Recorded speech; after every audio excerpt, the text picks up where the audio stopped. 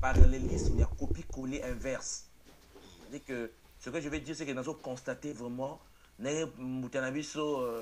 en fonor à l'Obara, on a vu ça dans le plateau, vous obéri. Excusez-moi du terme, hein, parce que c'est catastrophique, ma camarade Yoka. C'est comme si tu as eu Bible. Tu as adapté la Bible à la religion. Tu as décidé, bon, puisque tu as Saint-Esprit, tu as bien avec une banque. Tu as décidé, parce que c'est énorme, ma camarade Yoka. Non, la Bible peut s'arrepentir. Excusez-moi, s'il vous plaît. Si tu as posé une question, que veut dire Saint-Esprit Wana? C'est-à-dire que Saint-Esprit Wana va l'oban la Bible na bango. Hier, en tant que moi, na Kachopa. À définir le Saint-Esprit, ça veut dire quoi exactement? Nazate sûr, il y a eu un révélateur des choses cachées, Saint-Esprit. Ah ouais, dans cet esprit, troisième personne.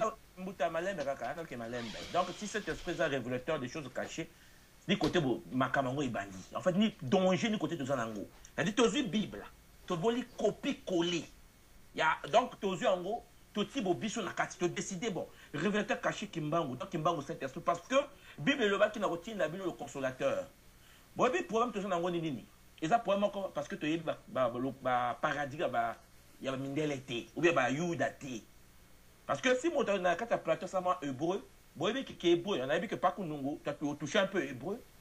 Le côté de Youda, par exemple, qui est hébreu, n'a pas wana. Et ça, mathématique, hein. Ça dit que l'alphabet hébraïque, Aleph n'a pas ni 1. C'est-à-dire que Makamweza 2550, 3600, 2700, Mondela Tiango, par rapport à l'interprétation dans le poteau ou dans la latin, Congolais a vu ou latin ou français, a traduit dans l'ingala. Ou dans le Congo. C'est pas ça. Biso, à l'époque, quand je failli être prêtre, tout le ce qu'on appelle les textes les plus anciens. Les textes originaux n'existent plus. C'est les textes les plus anciens. C'est le verset que je vous enverrai les consolateurs. Boka, c'est que moi, bah, consolateur, moutana mawa, moutana pasit. Donc, sorte de l'andi verset, c'est que, bah, l'obaki est l'obaki, vous allez toujours na mawa, bah, on a consolé, bino. Pour te dire que verset, on a des gens qui mal interprété. Ils ont confondu. Na katia ba mot hébreu, na ebisu origine, no mo angote. Ils allaient accompagnateur. Ils allaient consolateur. Parce que ceux qui m'a lobby que Ndego soit dit, je vais t'envoyer un consolateur. Donc c'est que tu es dans la tristesse. Or, le verset ne voulait pas dire que ceux qui sont dans la tristesse, c'est que Kosambela, ils sont en amawa tout le temps. Donc, il faut être un consolateur. C'était pas ça. Pour te dire que mon mingi, tu as interprété dans le biso. Mais il faut que tu aies un bozindo. Et puis, il y a un deuxième problème. Là, je te dis que la Bible na bango, que le Saint-Esprit va promettre bango. Et quoi, il y a la Pentecôte. C'est-à-dire que lorsque 12 apôtres, 11 apôtres plus 12e Barnabé, 12 apôtres na bango, dans la chambre moko, et puis Saint-Esprit na bango, il descend comme ballon de feu. Non. Attendez. Ça, c'est Mouya, il y a Saint-Esprit, Saint-Esprit. Attendez, malin vieux. Tu comptes missionnaire ça, hein? Elle dit que la définition en Mouya, elle dit que tu définir en Mouya zanini. Parce que même la définition à force le pote. Même le Saint-Esprit et l'ingoloba, pneuma à Guillaume. Ce qu'on l'a dit, qui est hébreu. Pneuma à Guillaume. Ok? Pneumatikos, c'est l'Esprit Saint. Les choses spirituelles, les pneumatikos. Pneuma Guillaume, c'est le Saint-Esprit. Ndeko, bah moi, comme zonga, n'attendons qu'à là. N'a en fait, voilà, Nalingo le bakaboye, non? Nangana fait ses exemples, mon gars. Nalingo le bakaboye. Malem, s'il vous plaît, excusez-moi. Parce que lorsque vous avez le banon, cet esprit, il faut qu'il y ait malem. Parce que n'a évité si mon temps définir, lui, même avant le plateau, esprit veut dire quoi? Elle dit, là, tu le bakama kamo, parfois, tu évité ma kamo, la kamo kalanga. Parce que tu as le but qui me banque à Saint-Esprit. Si tu as le but de buno, tu as le plateau. Quel mot tu as qui me définir esprit, spiritus? Est-ce que moi, tu as qui na wawa? À quoi définir les animaux exactement? Parce que déjà, dans le niveau, si vous continuez à la physique, mon délai, dans le domaine de bango, la force. Mais mon délai, le dictionnaire, la rousse, il faut définir force. Non, tu as comme la capacité pour définir en côté. Mais tu as congolais dans mon cas. Alors, tu sais, il y a mon délai, il y a une petite définition en côté. Alors, on a un problème grave. C'est pour ça que attendez Malembe Mbuta. Moi, le parallélisme. Malembe Mbuta. Non, Mbuta Swari, tika à définir. Non, à définir, non, ça va pas bouillir. Dans la Bible mondiale, ils ont reçu le Saint-Esprit le jour de la Pentecôte. Ils ont commencé à parler langue de feu. Dans la Bible, on a vu sur Internet, tout ça, gratuit, les là.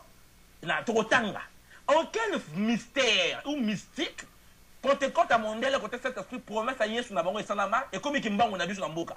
Non, mais attendez, ne vous moquez pas des gens.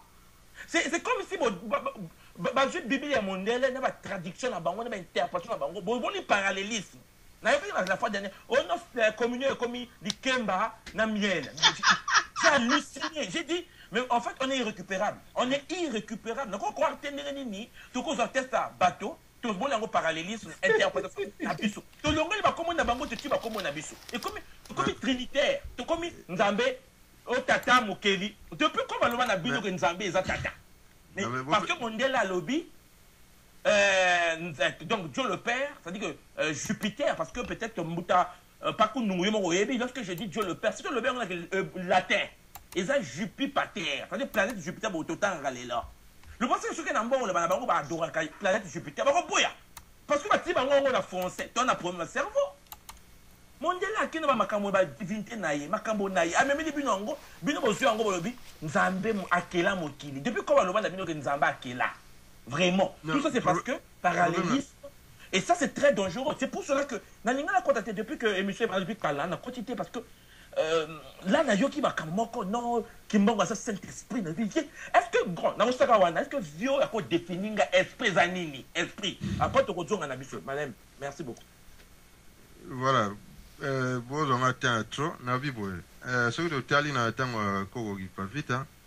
Nambanza Kongo. Bato babandaki kosekisa mwana komba kimbango ebengamaki deja kimbango fula mwana sekwe kimbango ayaki wana personne te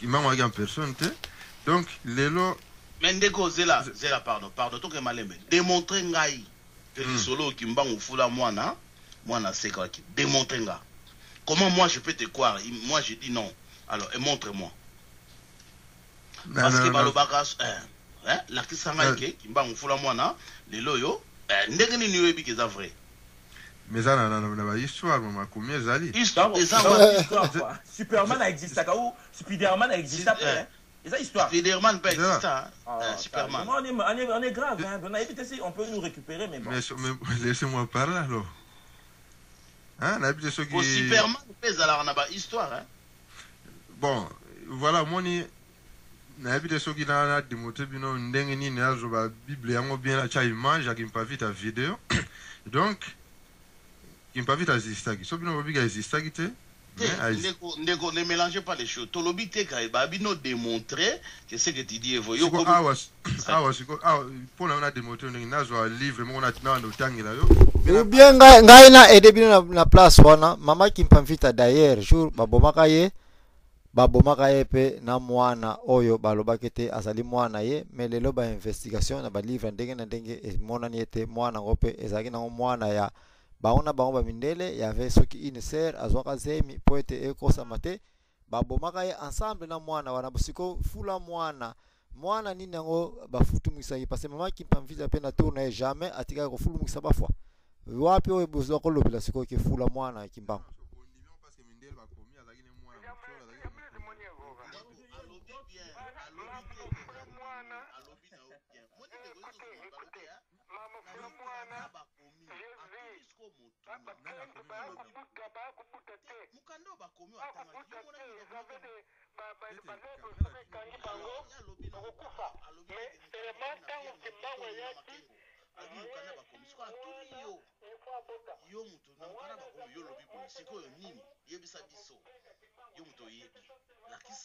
montre des preuves ndeko tout tika osaka na bato na rebi solo au monde histoire tout ezali basé sur les enfants prodiges na auto expliquer wa to banda oyebike kasavubu alaki mwana mundele rebi on ba bombela bino disolo kasavubu aki ayebi alaki descendance ya chinois sikoyo balobaka no vérité te tata na kasavubu batiaka mwasi nezemi na mundele yango bapesaka yemo comment ça la commerce deuxièmement tozonga na bible yoka Salomon ayaki mwana makangu Moïse, moi na tata ebana kite, autaki pa ba Pharaon baluki. Est-ce Dans l'histoire. qu'on peut prouver en elle?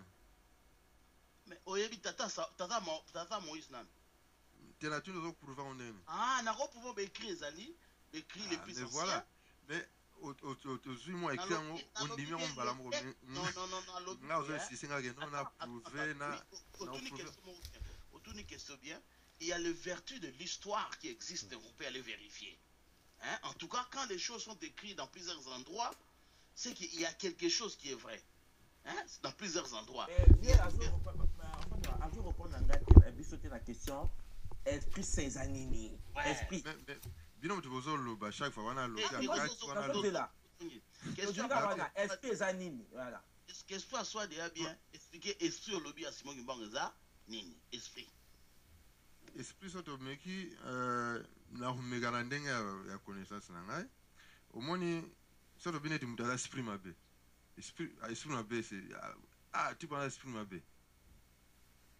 Un exemple yé mutala mabe be esprit na esprit wana est dirigé par qui donc soto bineti neti nganga tinda neti mutatindi kake voilà bien à ça il va former à diriger autant au dirigeant qui ça les dégâts et ça force mon puissance mais aussi quelque part mais ils ont na détenteur donc non so comme non yo kana ndo mbuta ngalo bakake siko soki esprit yango sana ekei ko sala misala kitoko nde esprit nde ye wana kimbangu. Non, tu es dans un ça.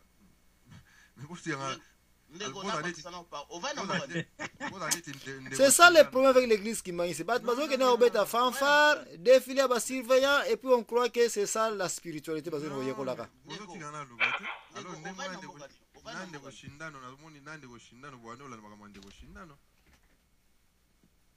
Donc, Bobby expliquer, il y a un peu ça moi explication Mickey.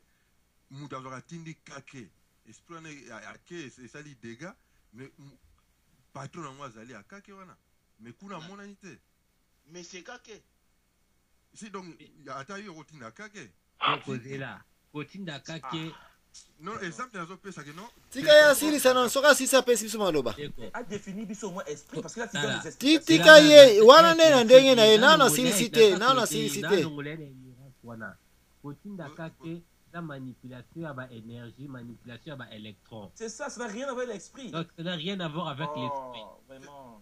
Et donc quoi ndenge courant et les kakanakati ya bani oyo. Botika ena na sisa na ete parce oyo il faut koma. Maître wana yo tika ena asili sana ye tika ena na sisa. Nabi kimbangwaza le Saint-Esprit donc patron. Et définit biso esprit. Patron de la Trinité, Kimbangu. Donc, à la Saint-Esprit, et là, Tinzoto, n'est la Bible, Baba Kumaïge, non, ne bandelete la parole. Donc, Moli Manzambi, pendant le temple en maille, de Moli Manzambi, on a vaguement poété, ils ont Moutou, donc ils ont un responsable. Donc, responsable, on a. J'ai là, même si elle colle sur l'apôtre, vous allez en Tingouya, Moli Moussanti Goya. Donc, Ngouya, on est à Moutou à Zotindango. Ozo guidango. Ils ont dit Molimo, Simon Molimo Santo. Alors, Moutou.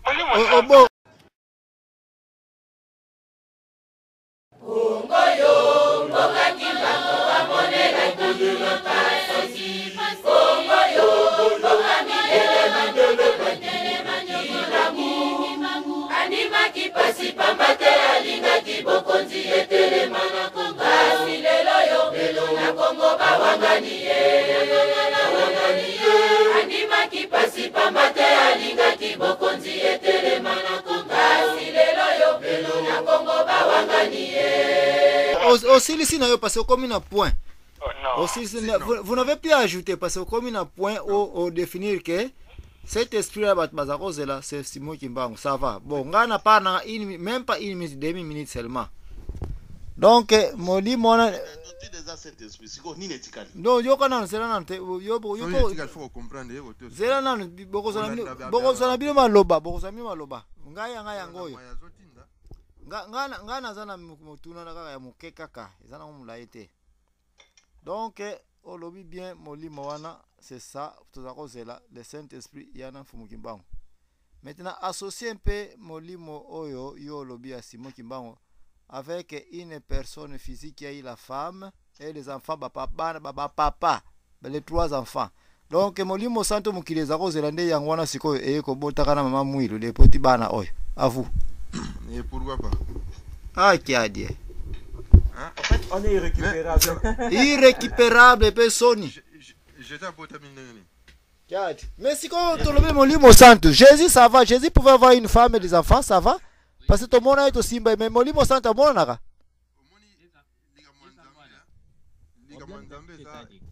So qui toko sunga église kimbangiste te, c'est clair que le vrai problème que nous avons au Congo c'est l'église kimbangiste. Mais problème pas problème ezali. Omoni tala, deko arrêtez d'abord, c'est mon tour de parler aussi. Le problème est bakoko na biso tango bazalaka kokabola bwanya bato mosusu baboyaka kolanda bwanya e bakoko na biso yango esala biso lelo tokwei nga lobi na bandaki komedite si échec na biso bakoko balobi tala bandeko na bino bakoko na bino baboyaka kolanda biso bakomaki kovivre na bosangi boyebi na ignorance yango ntango mondele aye mondele aboli bango mpo azangaki boyebi yango moni bino esengeli bozonga na bokuko mpo bozwa boyebi na biso mpona bozonga na esika na bino oyo esengeli bozala. Donc bandeko bakimbangiste donc eyebi te na classe bango koma omoni bizwa bono oyo ya lotoko ezalaka futi mwa malamu mposo kozwi yango ekopesa mwa futi mokie ndeko bozala on esika nayebi te soki eza bizwa bono Zambé ala mopepe voilà donc debe eza nano eza tellement vaste omoni donc nayebi te mpona bino eske Nzambe existe ou existe pas ala na forme nini ozo définir Nzambe comme qui ozo définir Nzambe comment comme aza na corps humain comme une personne asali mutu na lolenge na ye naotuna motuna moko olobi oyo te Nzambe asali mutu na lolenge na ye seki Nzambe ye moko nzoto na ye esalami na mabele po bino bolobi ete Nzambe asala mutu na mabele. Bon ndenge sikoyo biso toye kosala baétude na kati ya mutu toye komona ete mutu azali na corps moko te mutu azali na bacorps subtile ezali ebele sikoyo naotuna yo corps basala yango na mabele nini, corps causal basala yango na mabele nini, corps extase basala yango na mabele nini, corps sublime basala yango na mabele nini, corps exotérique basala yango na mabele nini, corps éthérique basala yango na mabele nini. Yebisanga po bino bosala boye ya lolenge bakelaki soki abi Nzambe asali moto na lolenge na ye image eza teke no soki lelo tozwa exemple neti ya boulanger soki azwi asali lipa na image ya ngando eke ye boulanger wana aza na nzoto ya farine te soki abi Nzambe image ya moto asali na image ya tata Nzambe image donc forme ndenge moto aza boye.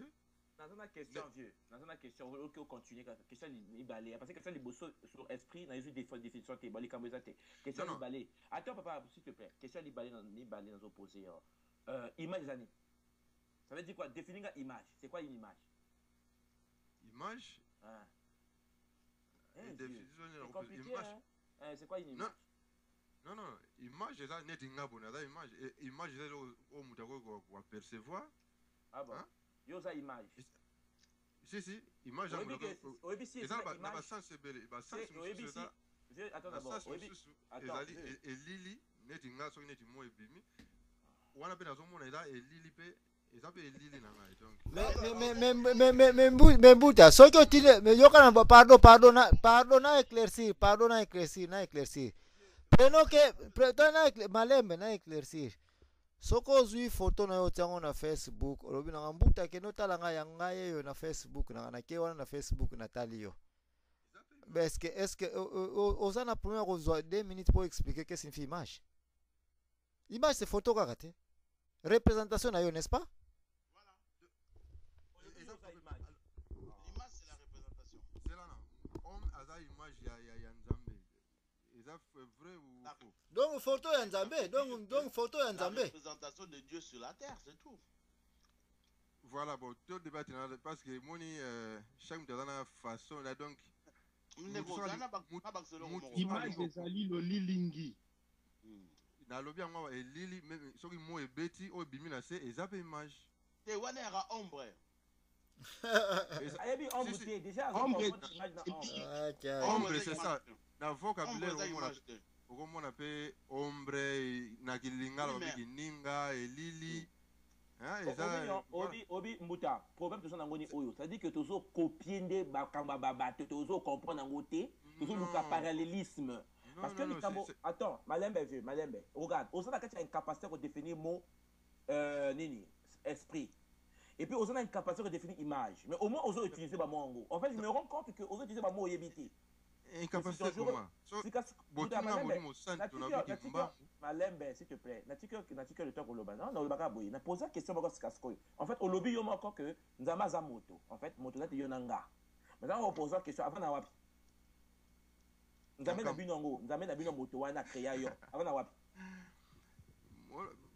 Ba question de tout les alango elemba lango. Mais tellement Nzamba lianga fumbwa. Non, avant oh, mais vieux, élément je suis d'accord avec toi. Mais non, reprendre nganga na ebité. Nous posons la question, Nzame na bino moto wana avant na wapi? Nankamba.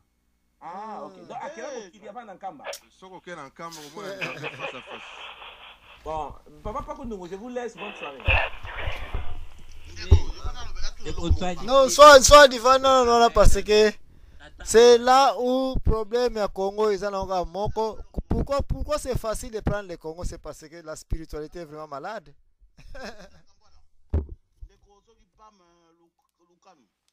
Oui. Pour mettre en question aussi non, tu vas vacciner pour nous. Est-ce que vous avez prêt à la vérité? Mais pourquoi pas? Première question. Au comment il n'a pas ton âge nini? Deuxième question, au souka d'un niveau nini à classe? Ouais. Ouais, niveau le plus haut, hein, au tanga quoi. Juste là pour nous comprendre, merci.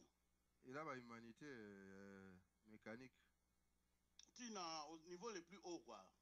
Si c'est là, il a D6. D6, c'est un diplôme d'état? Ouais. C'est normal, merci beaucoup. Aya na poto quand ou tout ni peu question. Na poto na 98. Merci beaucoup. 98. OK. J'ai compris quoi. On va aller na ba côté ba kimbank 5 hein? Non, on a bota mi kuna mais na koli mingi na ngola. Voilà, j'ai compris. Au moins que na mona ote na comprendre pas botama. Ozomona. Alors pose-toi la question, ngana moni ote mais na ebi ke na botama ba kimbank. Non, c'est parce que nazo balingala oko. Oh bon qui 24 communes. Non, na bota na kimbank te. Olobi a botama kuna te. Oh, na bina bota na kisasa. Olobi kimbank kondimi. Ah non, peut-être. Na commune. Non, peut-être na on a commune. Na bota na makala, na bita so makala eza commune mais na bota na makala voilà. Makala ngunza. Makala ngunza ouais. Makala kodali ya libulu. Hein? Ça c'est moni konde quoi? Nazongi na kisasa, nazongi na kisasa pe na beti moi quelque tour wana sina na koli mais tuka na botami tolongwa kuna laki petit. Ngana za na question, ngana siko na question mususu. Ça se comprend, hein? J'ai bien compris. Merci beaucoup. Hein? Ngana za na question muke. Na Bruxelles place au vando que na église kimbangiste ça boyebisa inga yango déjà. Yebisa nga un peu hein? Bon, boza église kimbangiste kuna n'est-ce pas? Attends, oui si hein. Bien. Pesa nga un peu occupation na yo soko ke na église soit de lundi ti dimanche mais précisément dimanche soki bobani église ti tango si pesa nga un peu ne fils que 4 activités oyo yo yebi osalaka na église wana. Est-ce ça nécessaire okendaka na yoki matei hein? Donc voilà, yoki matei tozongi ba matei na Bible n'est-ce pas? Bana Coran. Matei na Bible. Pardon? Matei na Bible. Mais pourquoi pas? Bible est la référence, Jésus ba référence biblique et totei kimbangu kisorogele dialungana ngenda simo kimbangu ngani Yerusalemi voilà mutu mwindu donc voilà. Bible Merci. c'est référence, là bah histoire les gars faut que ma référence et puis Pourquoi vous coupez en commun de l'engenda Kilungeni en tant que qui? Qui sont ces gens-là? voilà au moins Le Ngenda qui se sur lequel les enfants. Bien, mais merci. Non, papa, non, papa mawabi calme, papa mawabi calme. très profond et yango faut ko bana no kiye kimbangu so oyebi eza ba papa malembe. Merci, merci, ma problème ça. Tozana biso ko apprendre, nazana ko apprendre. Ah, mbuta mastor to yokana te.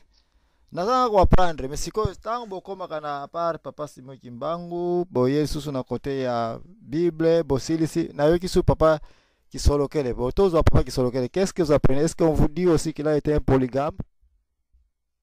Natambo le yakana stage à papa qui solokele. Est-ce que on vous dit aussi la vérité que il a un homme qu'on appelle na niveau nous est-ce qu'on vous dit aussi la vérité, combien de femmes qu'il a eu, combien d'enfants qu'il a eu et quel genre de comportement immoral qu'il avait, parce que dans la Bible tout le monde a comment Ruth s'était comporté, comment David a rappelé moi c'est abattu à ça rappelé. Est-ce que tant beaucoup na éducation il y a quatre il y a église qui mangent, on vous dit aussi les conneries de papa qui sont locales.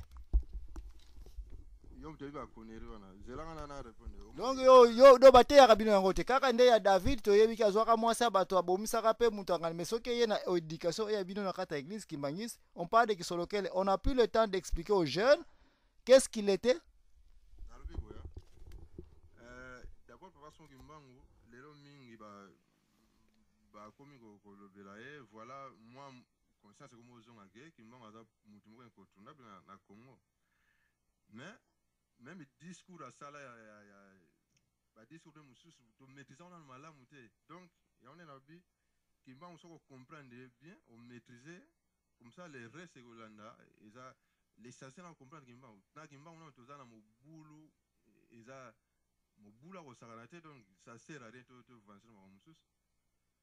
Mon papa c'est Kimbangu Donc ce que ça mais aujourd'hui mais pour la bino église Kimbangu a tika église te, même quand tu bana tika bango te, voilà bon ça sert à quoi de continuer ko développer. Alors là dans l'église alors là mambo belé mais bo pona ko bo moni ke ah oye ko alobela cha ona mikanda ni tozo zelaka mikanda yango yo ozana mikanda yango natinde la bino oui tozo na besoin nango ça va bon tinde nga soit adresse email ou ozana Skype yango na message Eza mwana problème tozana yango ezali ya endoctrination.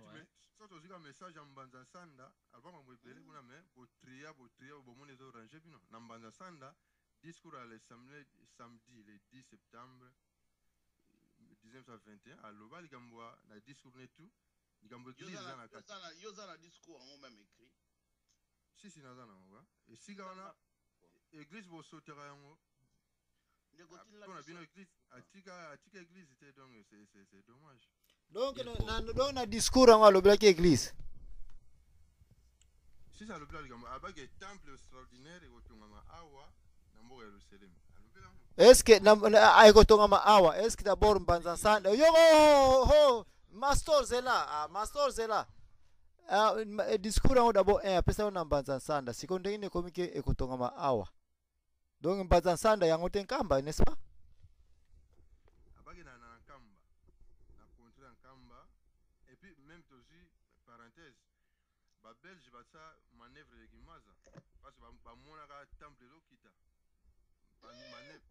manœuvre de Gimaza zawana ngayo ndeko za na problème ya solo bino za na problème bengai donc ndeko za na problème okoma no tamsu bon ndeko tika na episode boy avant que attaque yokana no ndeko Lukano ndeko Lukano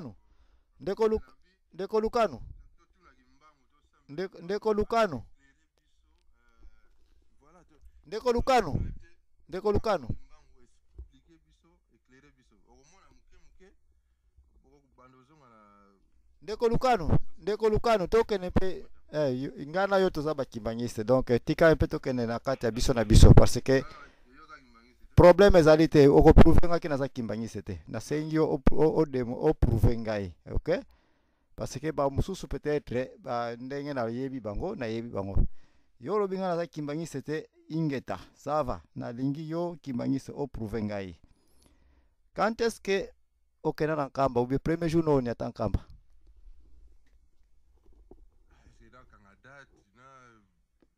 Ane.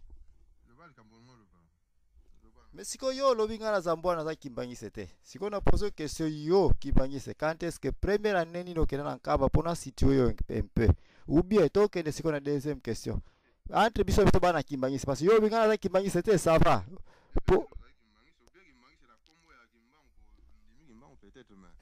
Car problème c'est yango na ko tester ngate. Bon zo banga pour ni yo un vrai kimbangisi tu dois me tester, tu faut kanga na balokuta.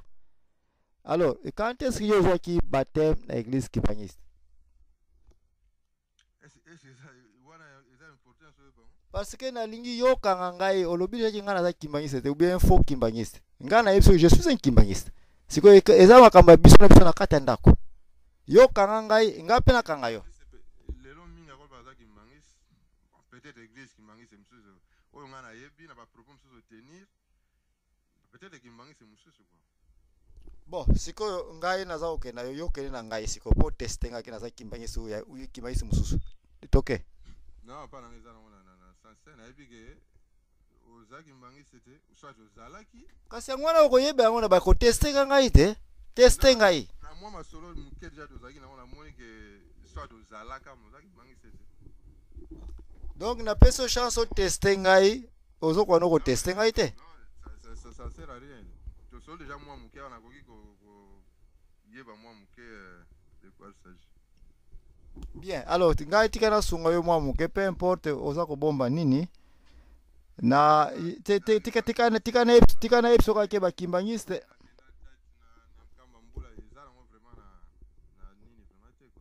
Bon, ngane soki mutatuni question ayebi pourquoi za ko poser les questions. Ozwa tozo kele so na boboto nyoso limbi sanga d'abord soki naza ko choquer yo bien nazo toucher foi na yo. Non. Ya, eza na ngana cadre boyoka ni mais prochainement on sera l'investigation sur qui est Zambwana. Et puis bon to solo. Ouais, c'est un problème là.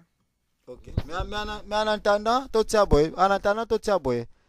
Intention moka toza nango biso nyonso totala mboka Congo ata tokotala na phase spirituelle ya kokota na lola te parce que bato musu bandimaka mfumukimbango mpo bakota na lola mais merci que aussi olobi ke nzambe avandaka na nkamba cela veut dire que soko yebisaka ke soki okenda na nkamba nalingana tuna yo mpona nozo continue okendaka na église parce que soki okota deja na lola te et puis na bible oza kondimelaka mpe nalingaka nayebisa yo ke na mukanda ya Jean pe eloba ete mutu moko akomona nzambe azali te soki nanu basokoli na makila na Yesu te epi makila ya Yesu yango mpe eza korele avec okosokolama okoma pembe lokola mbula ya pembe babiloko nyonso wana nalinga na yebiso ndenge nini okomisa na nkamba okutanisa na nzambe avandaka wana okomisa na lola bongo nano oleki na baetape oyo oza korekomande biso totanga bible te parce que na bible kaso natangi bina ya trop un kimbangisi est facilement attrapé na mensonge ya koloba ete koma bino bozokoma ja na place ya nzambe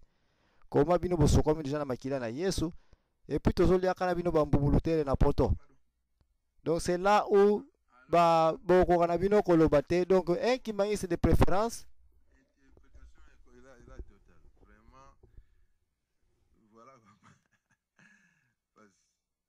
keye pa ndeko Marcel ndeko Joe Makaza te tokeye pa ndeko Alain. Oui, ndeko Marcel. Oui, allô, ozolanda. Allô, oui. Allô? Oui. Ah, ozolanda. Kitoko pena tozoyoka yo. Ah, OK. Ngana baboye. Nalandi ba question de ka poser kona na ba commentaire pona ndenge ya ba conflit question ki ozongi okende wapi kota 26 côté ya 3 ba bloko moko ndengwana. So totali nga ba mingi le masola na bande ko mususu même ya bakimbangise ngana yesa bango soki lelo tali makambo yo bakimbangise zo sala na moya lelo donc na ebite soko un Kimbangiste même mingi basala assemblant akokota na ba débat azolinga couvrir eloko moko ke akoko couvrir te eloko eza clair que pour le moment Bakimbangiste pratiquant tozoyokisa vena papa Simon Kimbangu so compléter ça tellement corriger biso alors chaque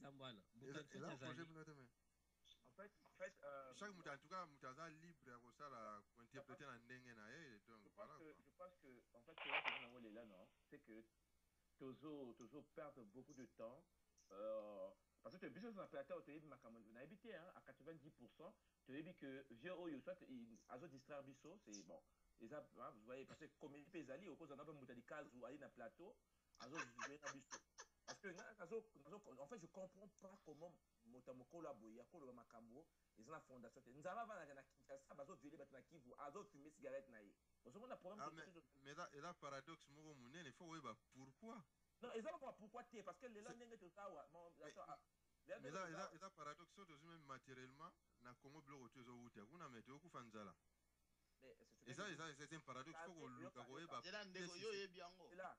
nini qu'est-ce qui se passe en fait ce que je veux dire expliquer qu'est-ce qui se passe alors na bien mukolo moko na centre d'accueil mundele moko ayaka utaka soki ya église ya révérend Moon soka ba coréen boye pona naza peut-être na bande vidéo yango soit na dev sakobie ayaki alobi que non voilà son éminence révérend Moon a une invitation donc problème eza donc eza pona ko mindele to singa bolimbisa na mabe to sala bino tout un consort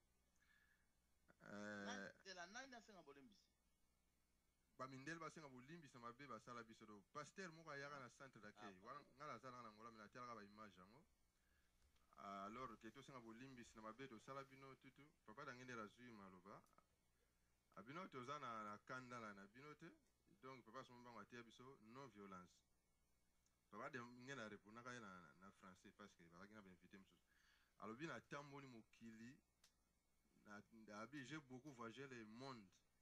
Quand je vois comment vit l'homme noir, il nous manque quelque chose. Et je le sais. Voilà. Telema en place na sio loba mfumu Kimbangu za Nzambe sikoyo komi ba koremba yeko senga Nzambe na noir na makaba salaka papa Simon Kimbangu donc ba makaba salaka na Nzambe ba ndombe ou bien na Nzambe mokili. Si ba na makambo ba sala ba noir quoi. Mais siko ba yeko senga na kamba place Nzamba zali donc ba masenga pa ya papa Simon Kimbangu bolimbisi. Na centre donc soki muna merci soki muna pointa ki centre d'accueil le Kimbangiste c'est kaza ko mona ete Nzambe oyo basala papa Simon Kimbangu atea biso non violence donc le Nzambe de bayindo atea ki bayindo kaka non violence mais bango ba mindele te. Oui, toujours qu'il n'y a pas de réponse. Donc, d'après yo, vous avez cru à ce que Papa Dangena a dit.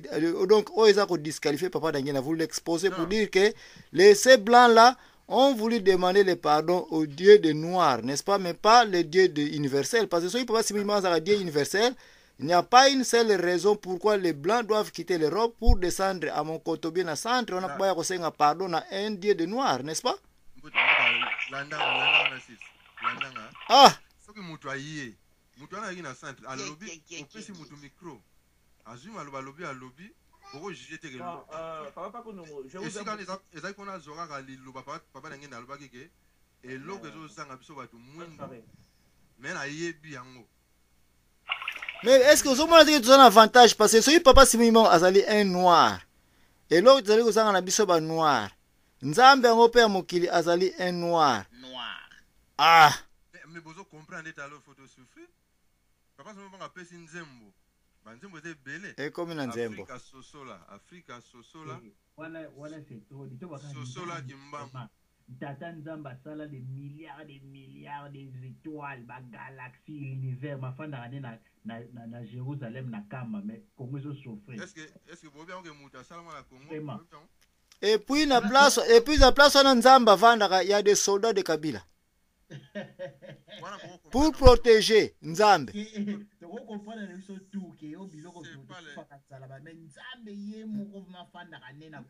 Et puis les soldats des Rwandais surveillent les Nzambe là.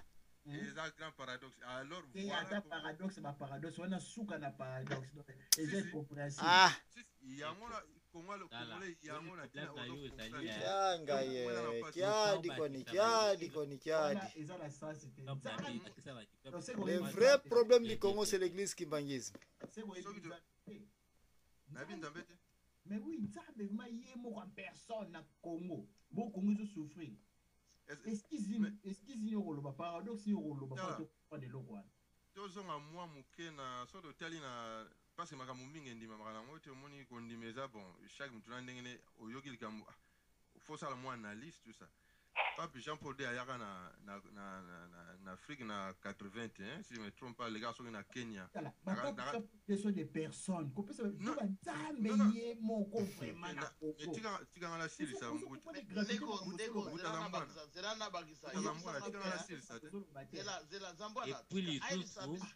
nzambango ayokana katina bandeko na ye bakabo wana bakoma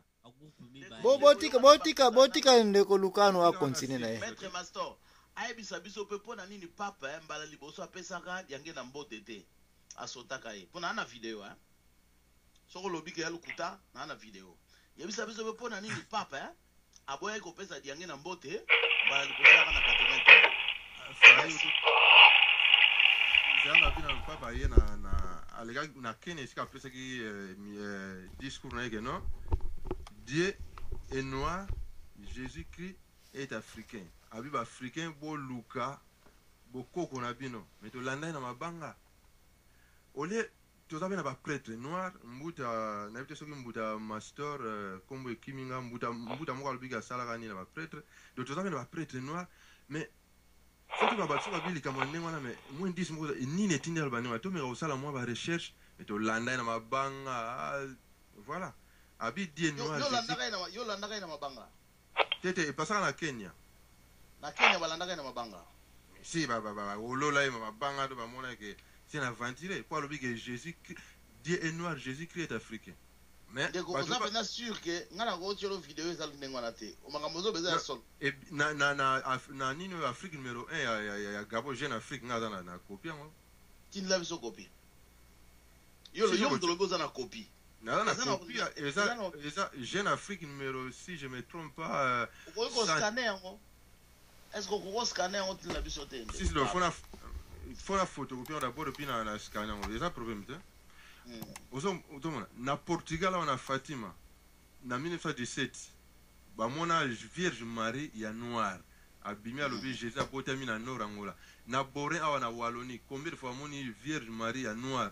Na Lourdes kuna na France ben 10 saisons la kisageno histoire ba chaka biso Jésus munele suki na mukongomi soublé c'est pas ça est-ce que ndeko tu penses donc vierge ngo siko mama mwilo lingolo ba pasi yem tabota yem papa changani donc vierge ngo mama mwilo mais tala kento wanduka wasolo non de répondre biso donc vierge ngo mama mwilo merci problème ça tengana ndimio mais est-ce que ça va Mbuta calme. Vierge en maman mouilou, moi j'accepte. Parce que au lobby yango, tokei na wana. Mais si une vierge signifie une fille qui n'a jamais connu un homme. Pona nini maman mouilou, moi ne li bosso kutu encore une fois encore. Ezala ki mama inquiétude ya Nelly. Donc vierge ne ba DVG pas noko ya papa Simon Kimbangu. Et puis papa Simon Kimbangu tango eko bala ende akomi siko une vierge po ya kobota bana oyo, n'est-ce pas? Zoto na makila na mai za mwa mke bubulu mais to mélanger makambumba mbambo te zo ngana na cité na non Vierge Maria boti na mfumu Kimbangu et cette femme là la femme d'un oncle encore tala mama Nsoni mpanya milukanu ko kyadi Kemansoni ko na bia ngaye faut battre la classe au côté on a openda webige quel que soit aux intelligents, aux prêtres, dans le raisonnement, dans le intelligence, raisonnement. Raisonnement, dans le bien de quoi? Au moins, dans le intelligence, dans le raisonnement. Au raisonnement, c'est intelligence, si moi na pesi no exemple que mama Maria mona na Portugal na bore bo commenter ngo kutu te do becha ngo kara Non, nga na commenter yango na bi bien la soki ba mona ki vierge Marie na nord ya Angola, c'est que cette vierge c'est maman Mwilu, yo confirmé oui. Si qu'on a dit que cette vierge là n'est pas une vierge parce qu'elle était d'abord mariée à un oncle de Papa Simon Kimbangu qui a encore une honte là que vous avez ajouté encore plus.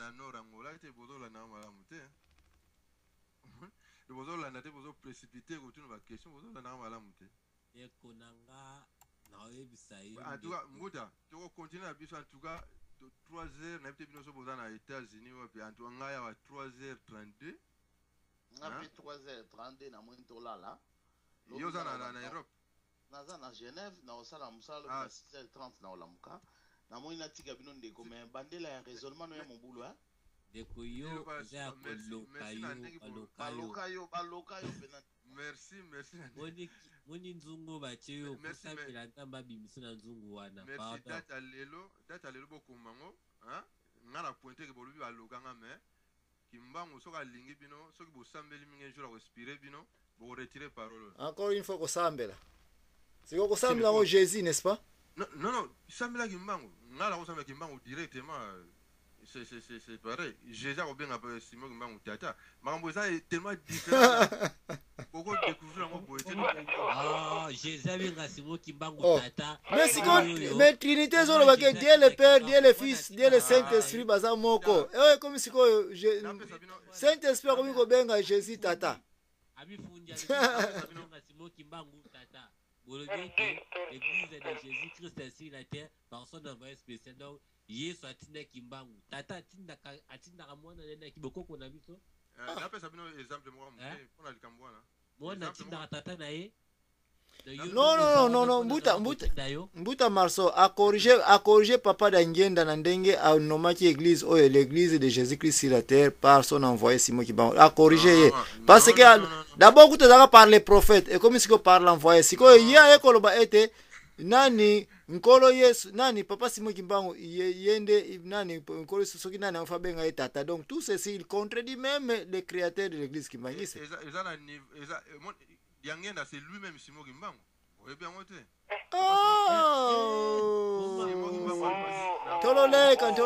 Tololeka pala kikimanisi.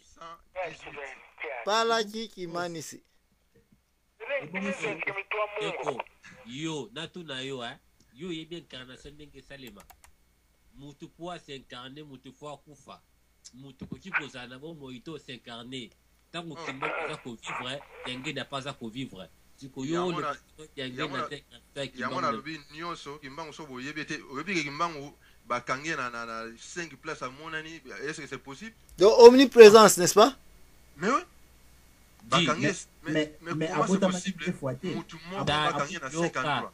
Et bana bokoko na biso ezali même na bandija. Ils a passé. Topesa maloba ndeko koko poto si sa poko lelo. Ezali kutwele kokuta ya kibonzabete. Capacité à se multiplier au combattre 10 personnes à 20 personnes. Ils ont ma technique. Alors pourquoi bozo ndimati Kimbangu anta présent au botin par Kimbangu c'est le ouais ça ma camp amitié ça m'a apporté doublement yo le mérite de doublement. Ah kia. On expliquer yo mais on va pas Kimbangu de la face. Kimbangu a une réincarnation à Yangenda. Principe il y a réincarnation définir mission moi c'est pas ça comment. Kimbangu tout est possible. Donc albaki na 1918 a robota mabisusu. Yoza akoloka yodi. Et bon aussi. Merci Mbuta. Naza koloka boko madacha lelo, hein? Et bon aussi. Mbuta pam sulukano. Mbuta pam sulukano aza baloka. Komi dacha lelo, hein? Moi question mukeka parce to okuta na sous prochainement tango kolinga to okuta na fimare na bisa mukeboye na ko inviter même soko lingi. Est-ce que na oeza nango eloko moko ya musuni kaka ya simple pe kana ne ben pe posone. Est-ce que par hasard osa musingombe te? Non ngaza parler na biso eza face à face à Kulumbi minga za ngole. Do oza mwana mbanza Congo. Naza congolais mais ya Congo Angola. Bon, oza mwana mbanza Congo. Ouais. Oyebi famille André Makumaya. kombo na yo kame koyeba personnellement bobie physiquement ba famille yango rien. Ah. Wana fandi pe mingi kuna te donc touti Congo tokocha ngola. Kongo bovandaki wapi? Mais sina répété yango déjà.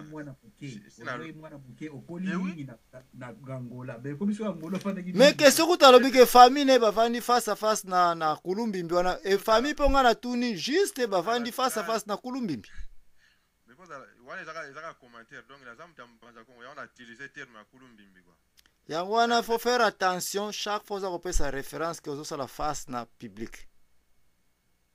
Donc voilà na fandi na albi na bote mina na Congo na boy le kambongote na. OK ça va soit pour na lembi ça te pour prochainement zo courage koya na yambio kitoko penza lelo awa marque na regeta ki kitopesio maloba ozako lobate na minute suka oyo problème ezali te na misiko prochainement ngana ko sepela oya na avec intention moko oya kosunga peuple Congo et puis esili nango donc ko zo libaku moko te na onyo sosi ko sola awa. Oui. Nga nazoki na tinga za vacciner makambo. Nazoki na te mais nga pesa bino ka conseil moko peut-être bande ko no mususu. Faut pas vous aller un peu insolent na maloba, hein, ko finga mutu obunga so doza mabolole bon. Nga na sipoter nga nazoki na te donc mais ils a conseil pour la battre mususu. OK, tozu yango pe to sengi pardon na ntina nango. Même na peuple Congo, même na biso to luga moyeta ko longola Congo na esika ezali. Oui. Alors faut avoir la patience mais bon moni mutu wana déconner makamazol bezala nzela te bon maîtriser aux ala moi foi. Merci. Pour banete que non vraiment oza bolole oza. Merci pour la remarque. Wana to ndimbi yango pe yango ngana linga bande ko kimbangisa na kote wana patience. Misala bolingo eza makasi wana en tout cas boza bien vacciné na ndengo lobi. Merci. Mais verbe vacciner wana pe ndengo utiliser yango prochainement na kosenga oye ba été vaccination signifie poison pe oye déjà kaka poison mususu ba injecter yo. Donc quand vous dites que vous êtes vacciné, ça c'est le vrai terme. Donc il y a déjà un virus d'une certaine maladie qui règne dans tout autour ya makamfungi mbango et puis ba injecter yo pe maladie wana. Donc là vous avez raison. Na peso pe raison na tina vaccination wana. Problème na Tanzanie. C'est quoi? Ils ont la chance que non. Aussi ba teye déjà quoi na chance on a tout libre. Oui, na dimi pe sens wana. Oui, bino ba bozala qui très mal préparé. Ba indoctrina ki bino, virus ba pesa ki bino. Hein? Merci. Et si ça bien fait na ngo si le moni drogue ezana ba délai na ngo si ba tina nzoto amu. Donc des faits wana drogue c'est si na ngoni biso ne to botami abo. Biso par na bino wana sa ta bote biso ngo 1000 fois et ko tate poto bota na ba antidote. Non, il y a un problème. Il vous a bino déjà de A à Z. Donc il bonne score qui vient tout moni. Conseil na audio pesa bino sigo audio finga pour passer. Il a dit et pour banda qui a tozo kana ba koka jam. OK négocie to kangyo cash. Non, bokanga bino. Mais non. Non bokanga moni. No masore za kesho bwana gato yiko kabula awa eza makaka kesho ko ka. Eza brutal wana tuni wana lobby wana bozo tigla donc bokanga te ngala za na question moko on a les mal te ngala confirmer kimba molimo santo. Voilà. Bon, OK. Lobby yaka ozayo moko. Le quoi lobby était yozo que tozayo lobby ozayo moko contre bisonyo surtout. Amena ndenge bozo lobela boye. Et oza pena modéré normal. Et ça fina pas. Donc au finga mo pesa wana te. Izaka que no c'est tout moni lo mo boza normal. Bon. Est-ce que so yo moni que non yo raisonnement na e eza terre à terre. Est-ce que ça confirme que bololé non mais en tout cas ce qui moi respect dans la moninga hein c'est vrai bino boya poto kala depuis 21 et puis botamia botangi ba classe moi respect wana moi respect na déontologie wana de travail so boza nango aputa bazali te oeza autos so na biso car ils aiment embouter non ezali diffusé no respect za zwana te toyo kana tozwa yo en diffusion to beta na siko pa kundungu penda donc motuna eyano to la siko boyebi yo lakisa biso kimbangu oyo babeta o vaccin biso sikoyo mpe tolakisa yo ete vaccin oyo babeta yo eza vaccin ya poison. omoni nakansi voilà babiloko ya mike mike ete fo tolanda eza na mwana ntina te soki wana soki ekoma sujet ya vaccin na limboli bino na mokuse eza terme moko mpona kolobake non batei déjà mwana vakende zandu bozala bino te na sens ke vaccin soki tolekisa temps mpona wana te so moto abiki no naza vaccine peut-être abeka na sens ke naza déjà mature quoi na sens wana eza nango na sens. Alors maturité spirituelle tolobelaki lobi oyo mfumu kibango arekomendaki eza kosenga franchement eteyama na kati église kimbangiste vrai ou faux? Si mais yango totere ok ça va merci. banzembo eza bakimbangu nzambe molimo bapase bazote yango tozoteya. Est-ce que mais sikoyo mais ndeko na ngai ndeko na ngai na nde na buna saki na mbanzango ngobi alobaka nini alobaka nini era beti mir balango eza na mire parce que abi nzambe bajijaka ete abeti mir na mesa photo ya roi Baudouin soki ya nani na mabele mire pasuka abi nzambe bajijaka ete mais sikoyo mokomba sikoyo alobaki keno azali motindami ya nzambe. Non mais Mbuda obi likambo nzambe sikotamba za ko juger ye en tant que nzambe na ero na poto na machine donc il n'y avait plus un dieu là-bas. Poza kina mbanzangu n'est-ce pas? Nzamba la omniscient, omniprésent, omnipotent.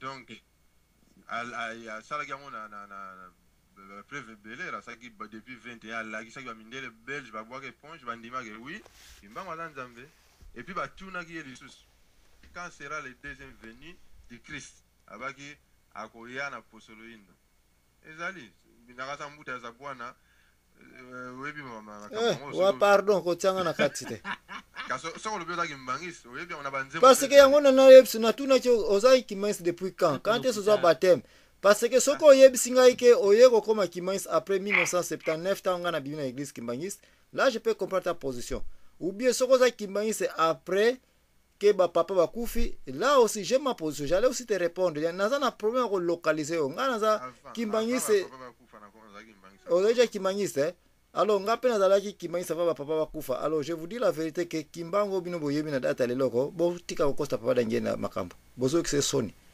parce que ngana yo soto yeba papa dangenda ateyi biso kimbangu même kimbangu o papa ki dangenda ateyi biso c'est totalement ayebisa biso makambo yo za kolobaka awate ke kimbangu za nzambe boyna boy nazana ba video na wiko tsayi wana place même batuni papa dangenda zo répondre que mon père c'est un saint. Mais il n'a pas dit que mon père c'est un dieu. Mais je me demande bien, vous les Kimbangistes d'aujourd'hui, quel genre de mensonge, quel diable les a au Sabino? Bon, peu importe, mais je dis bien, bon, Longola papa d'Angenda, Toya maman Mikala. Moi j'ai grandi entre les jambes de maman Mikala, entre ses pieds. Nankatanaye. Aucun jour, maman Mikala a osé même appeler Mfumu Kimbangu comme vous le croyez. Il appelait toujours Mfumu. Il n'ajoutait ni à gauche ni à droite, même pas un prophète, parce que maman Mikala était la prophétesse même de papa Simon Kimbangu. Donc, quand on a comme église kimbangiste, tika jugement et banana biso na biso d'abord. Bana en camp. Et c'est ce que je suis en train de faire. Le jugement doit d'abord commencer dans notre maison de Kimbangu. Totika bandeko ba Kasai, bandeko ba région mususu et biso besingombe d'abord. Moi j'ai bien dit, j'ai fait ma confession que moi en tant que Musingombe, je suis en charge d'avoir trompé le peuple Congo. Donc le jugement doit d'abord commencer chez nous, les Besingombe d'abord. Nous sommes des grands farceurs, menteurs et charlatans. Donc quand ici peuple Congo quand on est réalité mais monde entier. Nous avons dérouté les affaires de Fumugimbango. Yawana natuna kyo yo zwaki baptême quand est-ce que tu es devenu kimbangiste? Mais au yebsinga siko avec regret que quand papa d'Angenda était vivant, vous étiez kimbangiste. Mais mon frère, nani kat napsa qui vivant attend papa d'Angenda était vivant comme le chef spirituel de l'église kimbangiste qui peut oser dire que papa d'Angenda nous a trompé, que grand frère na ekangani c'est Jésus et que yé molimo santo et que papa Kisolokele, c'est Dieu. Mais laisse-moi vous dire que si papa d'Angenda avait osé seulement dire que papa de Kisolokele ndenge bopesa ke titre, alingazo mabanga na moya makasa fa kutazala ebembe. Parce que papa Kisolokele amatadi ngana za mwana matadi. Il fuyait même de se présenter dans l'église Kimbangi de Tomisa Luzingu. Il nous disait toujours que bon ben kwenda kuna na Kisolokele na munu ve. Pourquoi? Parce que ses mains étaient sales. Vous avez peur de le dire, moi je le dis et je vais publier cette information. Papa Kisolokele avait des mains sales et tout le monde le sait par preuve. Yebisanga libota ya Paul Kisolokele besoin de tirer la division sikoyo. Est-ce que ce n'est pas qu'il avait deux femmes au moment où tous ses enfants naissaient? Un saint peut avoir deux femmes dans les chemins de Kimbangu. Un saint peut être de comportement de Papa Kisolokele. Bon, on a sonné, hein? La question, pourquoi ça a été lapidé? Pose cette question. Pourquoi son cercueil a été lapidé à Kinshasa? Peut-être ma banga la cercueil là. Pourquoi? Na ndenge moko mukete. Donc Kimbangi c'est à cause à la côté à 3 égale et à 26 akoya osala ba couverture ya ba makamo boeza nango clair. O munyo sako mona ke za ba manki pour matondo pour la vérité. Eza nango clair, eza ba manki amour, eza ba déviation moko très clair o ezo monana. Église ezolinga okomaka nango place ya makambo ya politique ba biloko tu wana eza clair ba nyonso bazomona yango toko défendre yango te ba biloko wana donc faut ko kende contre yango faut koloba yango ke eza église Kimbangi c'est yango wana bozomona ke de côté salami ba intérêt eza lokola neti ke ba lion sikoyo bakoti na bilanga ba meme sikoyo chaque lion azowelela mwana meme na ye a récupérer. Donc bato baza na makasi koboma ba lion wana soki bakoti bato bazo dénoncer ba makambo. Donc faut bato wana bazo dénoncer makambo mabe faut bazala ebele ba loba pena na ngo makasi comme ça ba benga na ba lion wana batika kolia eloko parce que bato ba critika wana misusu bazo sala nga boye mais ba misusu baza eza par souci bazo comprendre que loko eza ya biso nde bozo loba wana nyonso ayebi en tout cas eza loko na biso mais loko ya biso ba dévier yango ba komo ko transformer yango. Donc ouais là ba réalité donc un Kimbangi c'est oya kolega parce que la biloko nyonso wana eza nango e lobama nango yo Kimbangi so ya lelo yo penza un Kimbangi sa telemi ako défendre makamoko boyo eza nango clair penza loba mutu wana loba na bomba makamoko ko bomba te or na moi lelo ngane na sabat na technologie to comme nango lelo okoko kende soko moni mutu moko boya bandiko loba likambo moko kemba kosala na ye débat mulai te po yebite ta musaza na photo moko bo bien vidéo qui na minute ka oza sel téléphone na ye alakisi yo atala bi omoni na bisaki oke mobile na yo azo bimaka na mwasi yo azo ndimata mis na Facebook alakisi yo photo ou bien la acheli yo vidéo ozomona donc soko moni mutu azoloba likambo soko oza na contrôle ya sujet wana te kemba kosala ba débat pampamba tozo défendre kaka l'indéfendable donc parce que yo ka mutu oza na courage pour défendre lokwa kaka ki combattant ya pamba rien eloko eza clair eza ke pour le moment ezaleli oyo bakimbangiste zosala na mokili na nini tout ça eza vraiment ko dévier même ba message ebele papa dange nazala oloba même idéologie ya papa Simo Kimbangu ndenga elaki parce que toloba yango papa Simo Kimbangu ya ekotonga nouvelle Babel ozo comprendre ndenga zoyembaka na nzembo Babel diampa ngunza nzambi batungi lidio donc boya kokota zomona ezaki ya kopanza te eloko komona kuna ye aza moto akuna ba misusu komi na ba mayombe bakomi ba misusu komi ba ngala bakomi ba biloko moko tribal même na kati ya bankamba wana ozomona ba pasteur pena kotelema azolakisa ke wana kuna baza bayombe wana kuna baza bangala eza yango te idéologie ya papa Simo Kimbangu alors biloko wana foko ezala dénoncer oko défendre yango te eza clair bamakambo wana nyonso eza clair oko défendre yango te so balobi ke église Kimbangi c'est comme na makambo politique so tali papa yango azalaki influencé na bapoliticien pamba te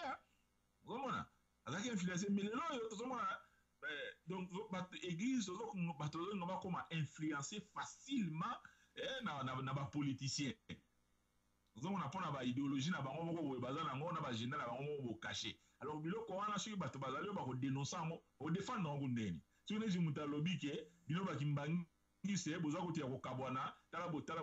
Est-ce que kosi eza soleti? Eza lukutate? Eza kabwana, eza vrai, to ya kabwana.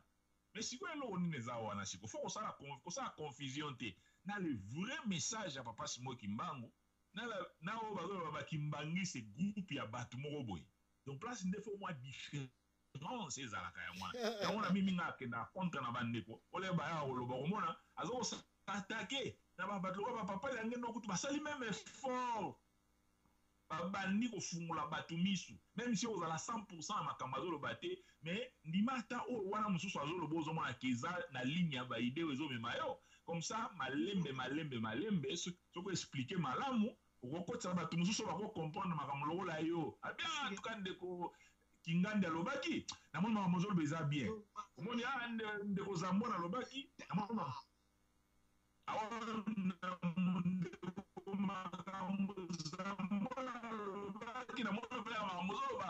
très bien.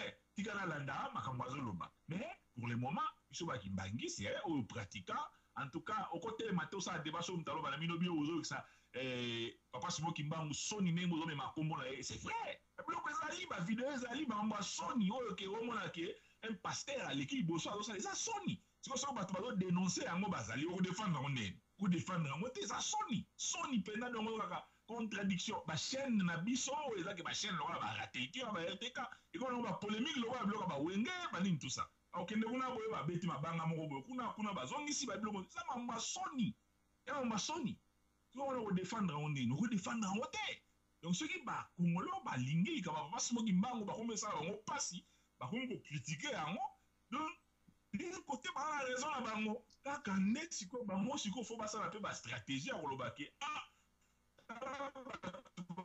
bundelaki lingombo oyo babundelaki idéologie parce que les hommes bakombo ya Papa Simo Kimbangu allez kombo ya Papa Simo Kimbangu to comprendre que Papa Simo Kimbangu azala kaka ya bakimbangi c'était pratiquant te Papa Simo Kimbangu ndeka kolobaka wana oza na raison ye amemaki idéologie moko boye alingaka changer civilisation moko boye ndenge nini mokili kovivre ozo comprendre alors sikoyo biso oza Papa Simo Kimbangu tie na carton akomi awa avant bokota bien aza na kati chambre moko boye avokota telemi na porte bakimbangisa biso moto kofungola po boya okutaka na Papa Simo Kimbangu wana eza n'importe quoi wana eza n'importe quoi wana soko moto aza réaliste akoloba yango ke eza n'importe quoi ozo comprendre donc soki biso tokolobaki tokocontrôle Papa Simo Kimbangu na ndenge wana fo tolakisa yango na bacaractère na makambo tozosala na bacompréhension soki oyebisa nga te ke moto wana meme aza mabe ya ndenge nini okoki koaide te parce que po akaka aza mabe non biloko wana nga na eloko kana nga loba yango wana donc faut so bakimbangi so bazoloka nga baza faut tokaka baréaliste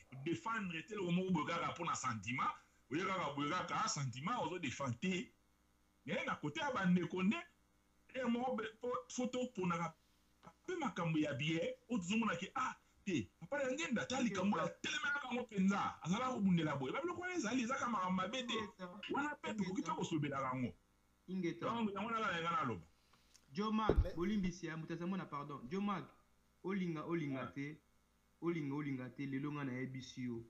Motema na yo na yebaka motema ya moto na maloba. Ozali ba oyo, ozali no moto akimbangisi pa kimbangiste.